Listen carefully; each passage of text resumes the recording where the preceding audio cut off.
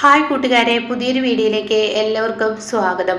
അങ്ങനെ ജിത്തുവും അരവിന്ദനും കൂടി തമ്മിൽ വഴക്കാണ് ആവുകയാണ് കേട്ടോ. ഷെയുടെ കളിയാണിത്. അപ്പോൾ ജിത്തു പറയുന്നുണ്ട്, നിനക്ക് എന്തോ കാര്യം നിറവേറാൻ വേണ്ടി ഇവള് മനഃപൂർവ്വം എന്നെ കുറ്റപ്പെടുത്താൻ തൻ്റെ ഭാര്യയുടെ അടുത്ത് അവിടെ തെറ്റിയെന്ന് അരവിന്ദനോട് ചൂണ്ടിക്കാണിക്കുന്നൊക്കെ ഉണ്ട് കേട്ടോ. പക്ഷേ അരവിന്ദൻ ആ വാക്കുകൾക്ക് യാതൊരു വിലയും കൊടുക്കാതെ ജിത്തുവിൻ്റെ കഴുത്തിന് കയറി പിടിക്കണം കേട്ടോ. ഈ സമയം ജിത്തു അല്ലേ ഒട്ടും കുറഞ്ഞു കൊടുക്കില്ല. ജിത്തു അങ്ങോട്ട് അടിക്കണം കേട്ടോ.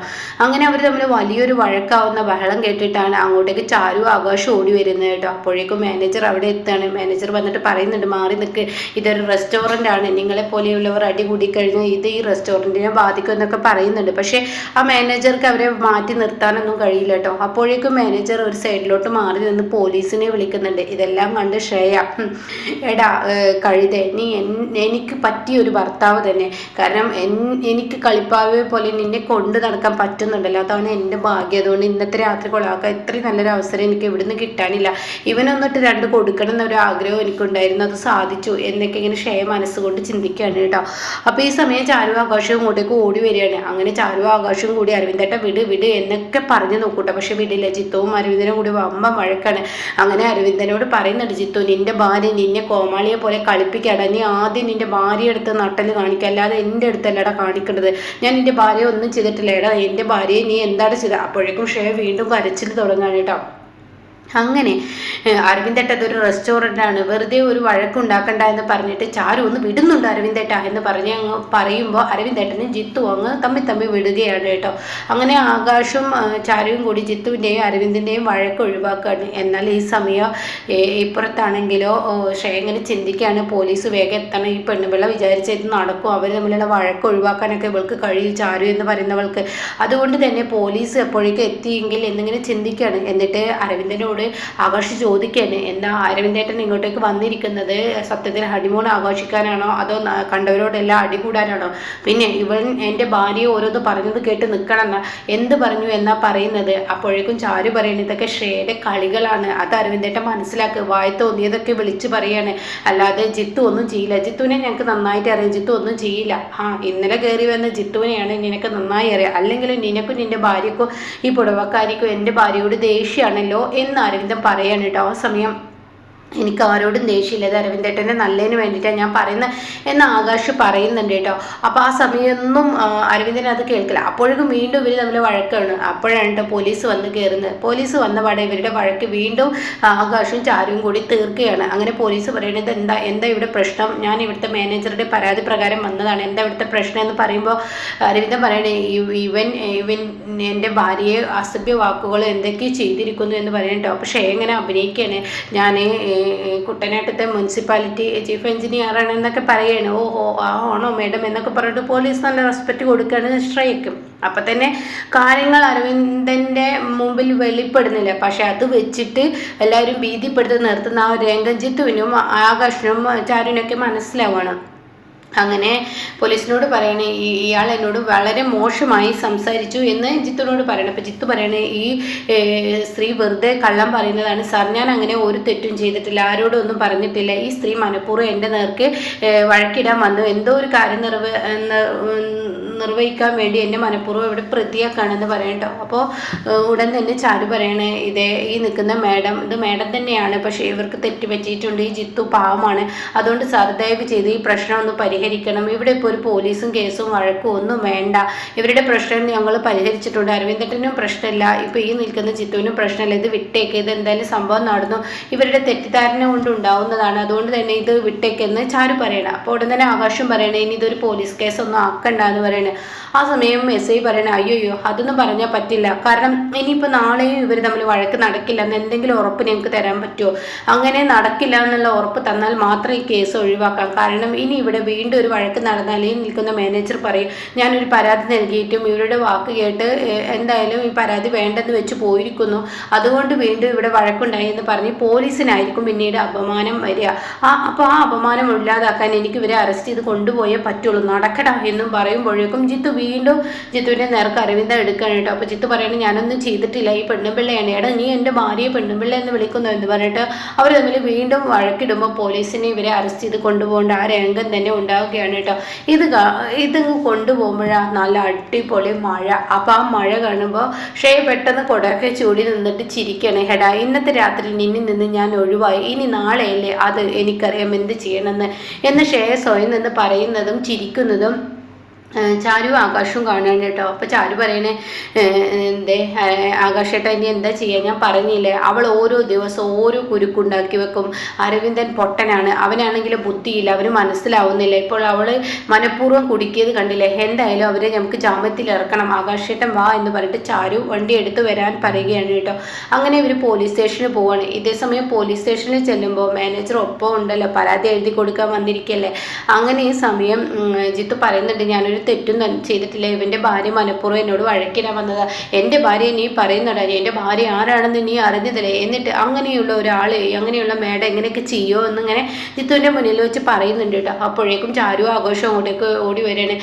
വെറുതെ ഒരു പ്രശ്നവും വഴക്കൊന്നും ഉണ്ടാക്കണ്ട, ഇത് അതിന് മാത്രം കേസും കാര്യങ്ങളും ഒന്നും ഉണ്ടാക്കേണ്ട ആവശ്യമില്ല, അതുകൊണ്ട് തന്നെ ഇത് എന്തായാലും വേണ്ടെന്ന് വെച്ചേക്ക് എന്ന് എസ് ഐയോട് പറയുമ്പോൾ അങ്ങനെ കുട്ടി ഇത് വേണ്ടെന്ന് വെക്കാൻ പറ്റില്ല, ഇവരുടെ വഴക്ക് ഓരോ മിനിറ്റിന് കൂടി വരികയാണ്. പ്രത്യേകിച്ച് ഈ മാനേജർ പരാതി തന്നിട്ടുണ്ട് എന്ന് പറയട്ടോ. അപ്പോൾ ഉടൻ തന്നെ മാനേജറുടെ മുഖത്ത് നോക്കിയിട്ട് ആകാശ് പറയണേ നിങ്ങൾ പരാതി കൊടുത്തു കഴിഞ്ഞാൽ നിങ്ങളുടെ റെസ്റ്റോറൻറ്റിനായിരിക്കും പ്രശ്നം, അത് പബ്ലിക്കിൽ വരും, അപ്പോൾ നിങ്ങൾക്ക് പ്രശ്നങ്ങളാവും, അതുകൊണ്ട് നിങ്ങൾ എന്താ വേണ്ടതെന്ന് നിങ്ങൾ തീരുമാനിച്ചോളൂ എന്ന് പറയുമ്പോൾ മാനേജർ പറയണേ എന്നാൽ എനിക്ക് പരാതിയില്ല എന്ന് പറയാം കേട്ടോ. അങ്ങനെ ഈ സമയം പോലീസ് പറയണേ എന്നാൽ രണ്ടാളും ഇനി അങ്ങോട്ടും ഇങ്ങോട്ടും വഴക്കുണ്ടാവില്ല, ഞങ്ങളുടെ അടുത്ത് തെറ്റുപറ്റിയെന്ന് പറഞ്ഞിട്ട് ഒരു ക്ഷമ എഴുതിയിട്ട് ഇവിടെ പോയിക്കോളൂ എന്ന് പറഞ്ഞ ഉടൻ തന്നെ ജിത്തു പറയണേ എനിക്കങ്ങനെ ആരോട് ക്ഷമ ചോദിക്കേണ്ട ആവശ്യമൊന്നുമില്ല, കാരണം ഞാൻ ആരെയും ഇന്നിവരെ ഒന്നും തന്നെ പറഞ്ഞിട്ടില്ല, മനഃപൂർവ്വം എൻ്റെ ഭാര്യ എന്നോട് വഴക്കുണ്ടാക്കാൻ വന്നതാ. അത് കേൾക്കുന്ന അരവിന്ദിന് വീണ്ടും ദേഷ്യം വന്ന് ജിത്തുവിൻ്റെ കഴുത്തിന് പിടിക്കുകയാണ് കേട്ടോ. ആഹാ അങ്ങനെയാണോ, നീ എന്താടാ പറയുന്നത്, എൻ്റെ ഭാര്യയെ കുറ്റം പറയാൻ മാത്രം നിനക്ക് എന്ത് അവകാശമുള്ള, എൻ്റെ ഭാര്യയോട് മോശമായി പെരുമാറിയതും പോയ എന്നിട്ട് വീണ്ടും എൻ്റെ ഭാര്യയെ കുറ്റം പറയുന്നത് എന്ന് പറഞ്ഞിട്ട് ജിത്തു ജിത്തുവിനോട് അരവിന്ദനെ അങ്ങ് ദേഷ്യപ്പെടുകയാണ് കേട്ടോ. അങ്ങനെ ഈ സമയം ആകാശ് ദേഷ്യത്തോടു കൂടി അരവിന്ദേട്ടൻ ഒന്ന് നിർത്തുന്നുണ്ടോ എന്ന് പറയണം. അപ്പോഴേക്കും ചാരു അതേ ഇത് പറയണം. അപ്പോഴാണ് ഇവരിങ്ങനെ നിൽക്കുന്ന സമയത്ത് എസ് ഐയുടെ ഫോണിലോട്ട് ഒരു കോള് വരുന്ന കേട്ടോ. പറയൂ മാഡം, പറയൂ, ആയിക്കോട്ടെ, പറയൂ മാഡം, പറയൂ എന്നൊക്കെ ഇങ്ങനെ പറയുന്നുണ്ട് കേട്ടോ. ആയിക്കോട്ടെ ഞാൻ വേണ്ടത് ചെയ്തോളാം എന്ന് പറഞ്ഞിട്ട് എസ് ഐ ഫോൺ കട്ട് ചെയ്യുകയാണ്. ഇതേ സമയം ഇവരെന്തായാലും ഇന്ന് വിടാൻ പറ്റില്ല, നാളെ രാവിലെ വിടാം, എന്തായാലും ഈ മാനേജർ പരാതി എഴുതി കൊടുത്ത് ഇവിടെ പോയിക്കോളൂ, ഇവരെ അങ്ങനെ വിടാൻ പറ്റില്ല, ഇവർക്ക് വഴക്ക് ഒരിക്കലും ഇവർ തീരുന്നില്ല, അപ്പോൾ റെസ്റ്റോറൻറ്റിന് അത് പ്രശ്നമാവും, അതുകൊണ്ട് പരാതി എഴുതി കൊടുത്ത് പോയിക്കോളൂ എന്ന് പറഞ്ഞിട്ട് എസ് ഐ അവിടെ നിന്ന് ഇറങ്ങുമ്പോൾ അരവിന്ദനോട് ആകാശ് വന്നിട്ട് പറയണം മനഃപൂർവ്വം അവനവൻ്റെ ദിവസങ്ങൾ കൊള്ളാക്കല്ലേ, നിന്റെ ഭാര്യ മനഃപൂർവ്വം കളിച്ചു തന്ന് മനസ്സിലാക്കാനുള്ള ബുദ്ധി നിനക്കില്ലേ എന്ന് പറയുമ്പോൾ നീ പോടാ എന്ന് അരവിന്ദന് പറയാണ്.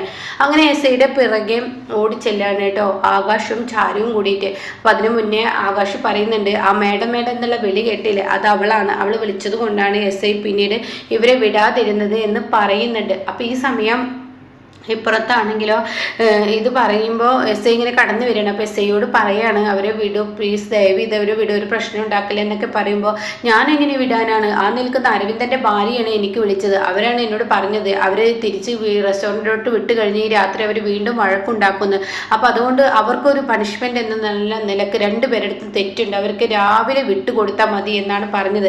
സ്വന്തം ഭാര്യ അയാളെക്കുറിച്ച് പറയുമ്പോൾ പിന്നെ എനിക്ക് എന്ത് ചെയ്യാൻ പറ്റും എന്ന് എസ് ഐ ആകാശിനോടും അതുപോലെ ചാരുവിനോടും പറയുമ്പോൾ ചാരുവിനോട് ആകാശ് പറയും ഇപ്പം എന്തായി, ഇനിയിപ്പോൾ നമുക്ക് ഇവിടെ നിൽക്കണ്ട, അവൾ തന്നെ ഇതിന് കളിച്ചിട്ടുള്ളത്, അവൾ ആ ചീഫ് എഞ്ചിനീയർ എന്ന പദവി വെച്ച് എന്തെല്ലാം കാര്യങ്ങളാണ് അവൾ ചെയ്യുന്നത്, അവൾ ഓരോ ദിവസവും ആ ജോലിയെ ദുരുപയോഗം ചെയ്യാന്നൊക്കെ ഇങ്ങനെ പറയുന്നുണ്ട് കേട്ടോ. പിന്നീട് ഇവർ റൂമിലെത്താണ്.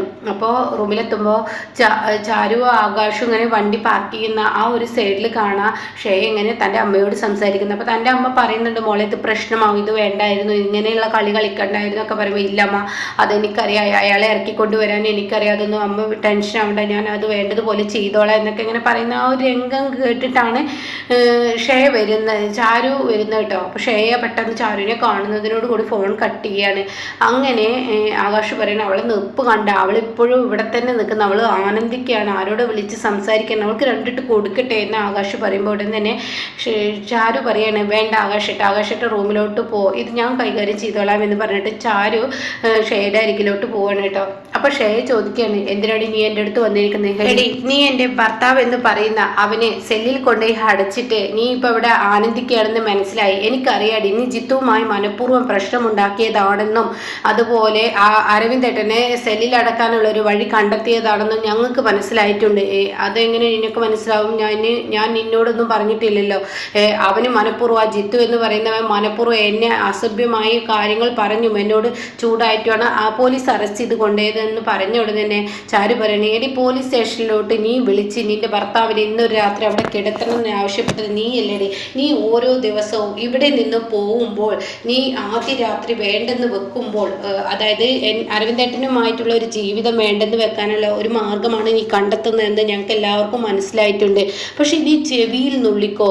ഒന്നെങ്കിൽ നീ ഈ നാളത്തെ ഒരു ദിവസം കൂടി ഉണ്ടല്ലോ, അപ്പോൾ ഒന്നെങ്കിൽ നീ അരവിന്ദേട്ടനുമായി ഒരു ജീവിതം തുടങ്ങുക, ഒരു കുടുംബിനിയായി മുന്നോട്ട് പോവുക. അതല്ലെങ്കിൽ നീ എന്ത് ചെയ്യും? നീ ഇനി ഈ പറയുന്ന അരവിന്ദേട്ടനുമായി ഒരു ജീവിതം മുന്നോട്ട് പോകുന്നില്ല എങ്കിൽ അരവിന്ദേട്ടൻ നിന്നെപ്പോലെ ഒരു പെണ്ണിനെ വെറുതെ കല്യാണം കഴിച്ചതാണെന്നുള്ള സത്യം തിരിച്ചറിയാണ്.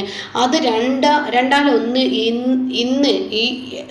രണ്ടാലൊന്ന് ഇവിടെ നിന്ന് പോകുമ്പോഴേക്കും സംഭവിക്കും എന്ന് പറയാൻ കേട്ടോ. അത് കേൾക്കുന്ന ഷേ ഒന്ന് പേടിച്ചു പോവാണ്. ഒന്നെങ്കിൽ നീ കുടുംബിനി ആവുക, അല്ലെങ്കിൽ നീ ഭാര്യയല്ല എന്നുള്ള, നിന്നെക്കൊണ്ടൊരു ഭാര്യ അരവിന്ദേട്ടനാവാൻ കഴിയില്ല എന്നുള്ള സത്യം ഞാൻ തെളിയിക്കുമെന്ന് പറഞ്ഞതൊക്കെ ഷേയുടെ മനസ്സിൽ ഇങ്ങനെ കിടന്ന് പിടക്കുകയാണ്. പറയുന്നത് പോലെ തന്നെ സംഭവിക്കാനും ഇനി പോവുകയാണ് കേട്ടോ. ഇന്നത്തെ എപ്പിസോഡും കൂടിയേ ഉള്ളൂ. ഇത്ര ഒരു നമുക്ക് ദേഷ്യം പിടിക്കുന്ന ഒരു എപ്പിസോഡുള്ളൂ. അത് കഴിഞ്ഞ് നല്ല കിടുക്കുന്ന എപ്പിസോഡ് തന്നെയാണ്. നാളെ അരവിന്ദ് മുഖത്ത് നോക്കി പറയണേ, നിന്നെ പോലെ ഒരു പെണ്ണിനെ എനിക്ക് വേണ്ടടി എന്ന് ഷേയുടെ സ്വഭാവം തിരിച്ചറിയുന്ന ആ ഒരു എപ്പിസോഡാണ് കേട്ടോ.